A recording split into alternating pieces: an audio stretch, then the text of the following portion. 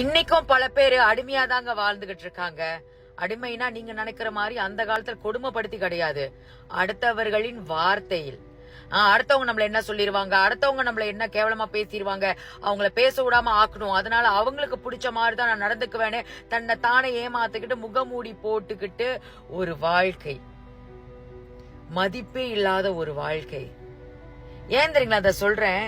என்னைக்கு ஒரு மனுஷன் தன்னை தானே மதிக்கலையோ, ஏன்னா இப்போ நீங்க உங்க உடலை மதிக்கல, உங்க உணர்ச்சிகளை மதிக்கல, உங்க வார்த்தையை நீங்களே மதிக்கல, அடுத்தவங்களுடைய வார்த்தையை தான் மதிச்சுக்கிட்டு இருக்கீங்க. அவங்க என்ன சொல்லிருவாங்க, ஏன்னா அவங்க சொல்ற வார்த்தைக்கு அவ்வளவு வேல்யூ இருக்கு, அதனால அவங்க நம்மள சீன்னு சொல்லிட்டா நம்ம கேவலம் ஆயிருவோம்னு சொல்லிட்டு அவங்களுடைய வார்த்தை கேட்ப நாடகமாடி நடிச்சுக்கிட்டு ஏமாத்துற ஒரு வாழ்க்கையா சொல்லவே முடியலங்க.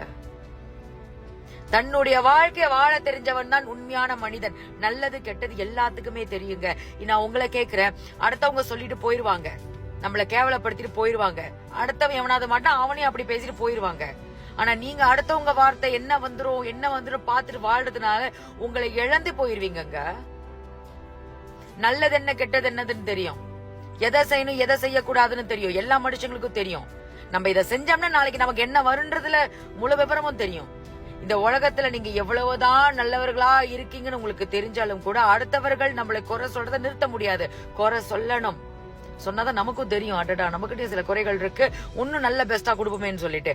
ஆனா அடுத்தவங்க குறை சொல்ல கூடாதுன்றதுக்காக நம்ம நடிச்சுக்கிட்டு வாழ்றதுதான் தப்பு. அதனால முடிஞ்ச அளவுக்கு உங்க வாழ்க்கை கொஞ்சமாவது முழுசா வாழுங்க. அடுத்த ஜென்மம்னு ஒண்ணு இருக்கான்னு கேட்டீங்கன்னா இல்ல, நமக்கு தெரியாது.